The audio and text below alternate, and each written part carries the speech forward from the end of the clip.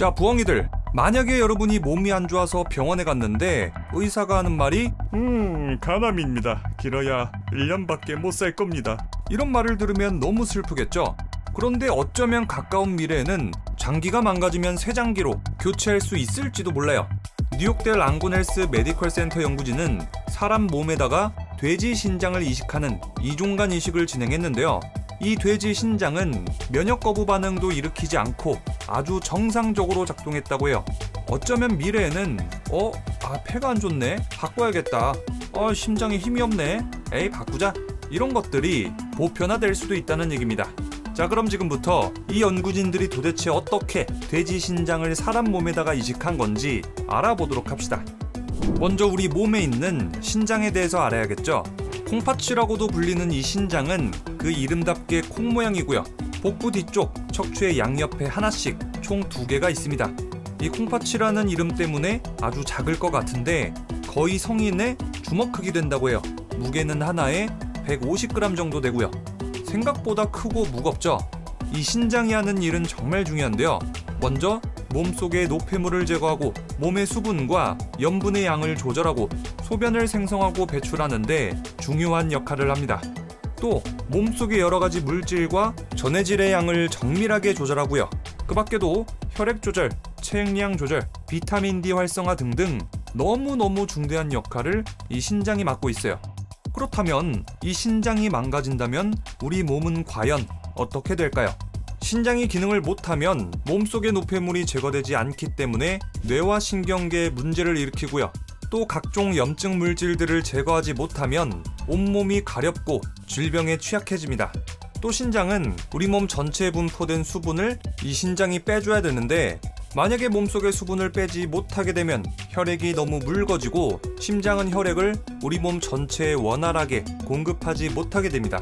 이렇게 혈액을 제대로 공급받지 못한 각 기관들에도 문제가 생기겠죠. 폐 조직에 수분이 차게 되면 호흡도 힘들어지고 우리 몸에 산소를 공급하기가 어려워집니다. 우리 몸의 전해질이 너무 많이 쌓이면 경련을 비롯한 각종 부작용이 일어나고요. 특히 칼륨이 과다 축적되면 심정지가 발생할 수도 있습니다. 자, 이렇게 몸의 수분과 전해질을 적정한 수준으로 유지해주는 우리의 신장, 정말 중요한 기관이죠. 그래서 이 신장이 망가지게 되면은 인간은 필연적으로 사망하게 돼요. 그래도 현대의학이 많이 발달해가지고 투석을 통해서 생존해 나갈 수 있습니다. 인공적으로 체내 노폐물을 배출시키고 수분을 조절하고 전해질의 양을 조절하는 거죠. 아주 옛날에는 이 신장 투석이 돈이 너무 많이 들어가지고 신장 투석했다 하면은 3대가 망한다고 했어요. 예후도 나빴고요. 하지만 최근에는 치료비 대부분을 건강보험 재정으로 지원한다고 합니다. 자, 그런데 이 투석은 불편한 점이 너무 많아요. 매주 3번, 4시간씩 병원에 가야 되고요. 팔에 엄청나게 큰 바늘을 꽂은 채로 누워 있어야 돼요. 병원에 발이 묶여있는 동안에는 일도 못하고 시간을 허비하겠죠. 전해질이나 산염기를 조절하는 약물도 복용해야 되고요. 자, 그래서 아무리 국가 지원이 있다고 해도 들어가는 돈과 시간이 어마어마합니다. 먹는 것도 제한이 많다고 해요. 우리 부엉이들이 좋아하는 치킨, 피자, 마라탕 이런 고염도 음식을 양껏 못 먹어요. 자, 그리고 이 투석이라는 건 근본적인 치료 방법이 아닙니다. 결국에는 신장을 이식해줄 사람을 찾아야 되죠. 그런데 이게 또 이식자 찾기가 하늘의 별 따기라고 해요. 2021년 기준으로는요, 우리나라 전체 장기 이식 대기 환자 수는 39,000여 명인데 뇌사 장기 기증자 수는 같은 해 442명뿐이라고 합니다.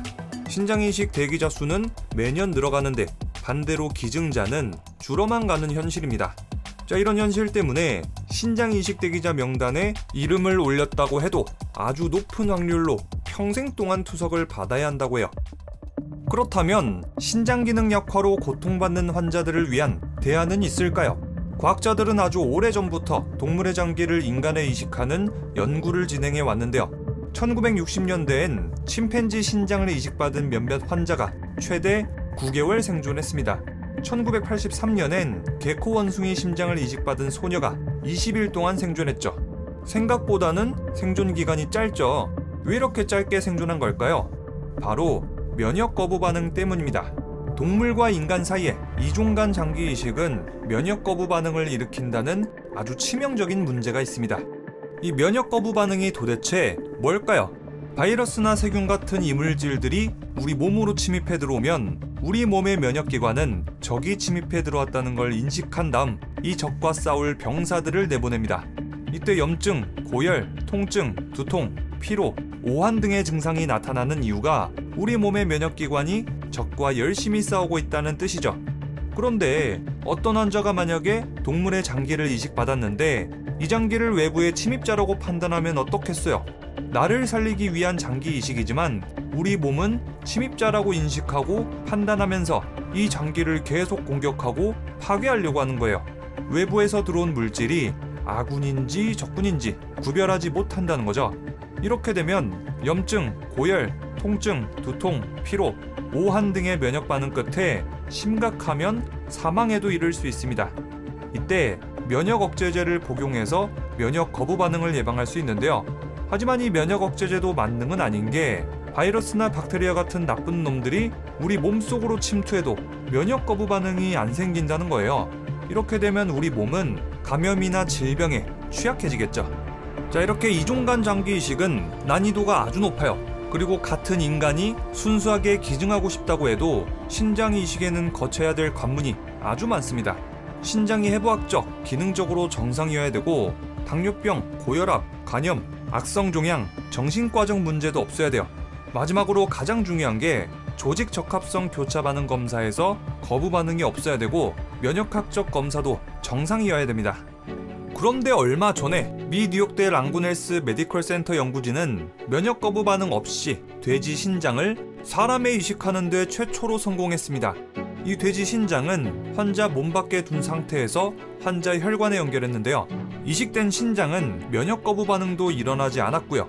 노폐물을 걸러내고 소변을 만드는 등의 신장 본연의 기능도 잘 수행됐습니다. 연구진은 신장이 신체 외부에서 기능한다는 사실이 체내에서도 잘 작동할 것이라는 강력한 지표라고 소개했죠.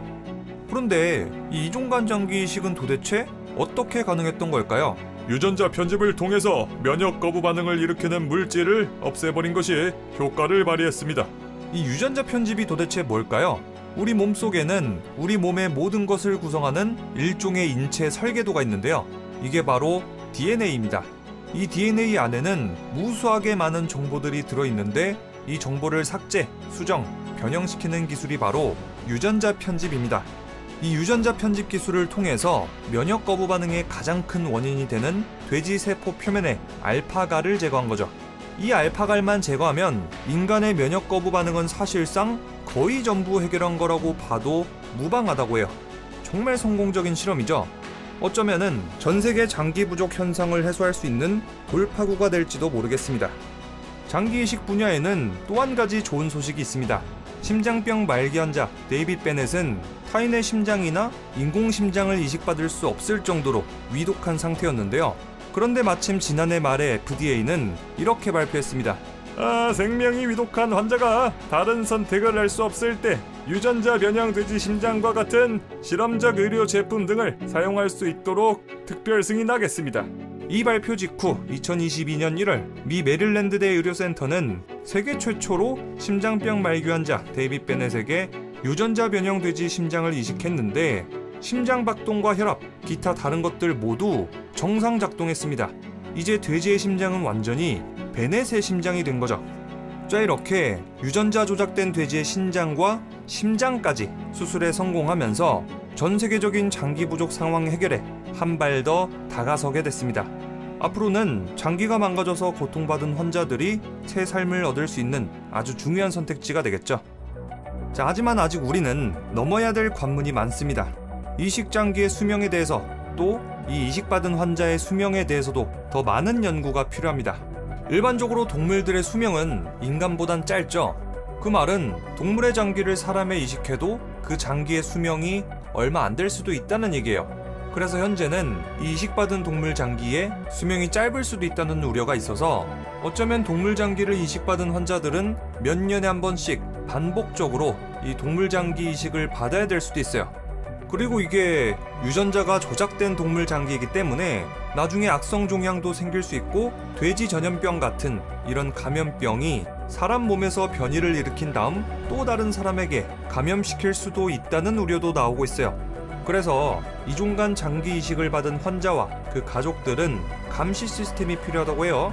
이 감시가 계속 이뤄지다 보면 인권 문제도 발생할 수 있겠죠.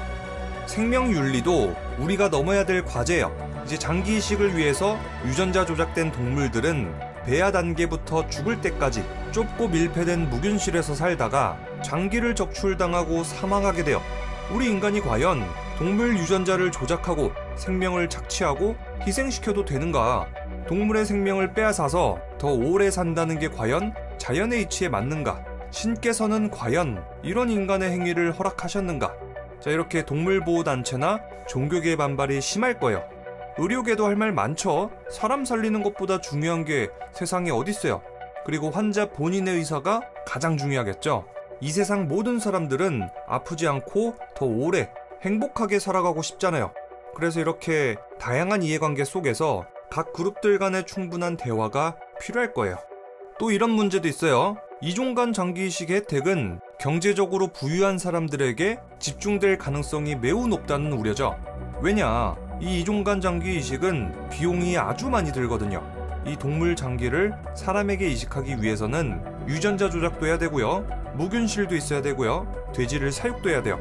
그리고 병원도 동물 마취나 수술을 위한 장비를 다 갖추고 있어야 되기 때문에 인력에 대한 비용도, 설비, 그리고 의료기기에 대한 비용도 엄청 날 거예요. 그래서 돈 있는 사람만 이런 수술을 받고 돈이 없는 사람은 아무리 건강이 위독해도 장기 이식 수술을 받지 못할 가능성이 높아지겠죠. 자, 이렇게 오늘은 이종간 장기 이식에 성공했다는 소식과 함께 아주 간단하게 그 원리 그리고 앞으로 다가올 미래까지 알아봤습니다. 여러분들의 의견은 어떠신가요? 만약에 여러분들의 신장이 너무 안 좋아서 돼지 신장 이식을 받아야지만 살 수 있다면 여러분들은 돼지 신장 이식 수술 하시겠습니까? 안 하시겠습니까? 자, 그 구체적인 이유와 함께 댓글로 의견 많이 남겨주시기 바랍니다. 자, 그럼 지금까지 혹시 동물 장기 이식 받아가지고 살아가는 주인공에 대한 영화가 있으면은 댓글로 영화 제목 좀 굽신굽신 알려주시기 바랍니다. 자, 그럼 지금까지 뼛속부터 심장하고 신장까지 영화 유튜버 리뷰영이었습니다.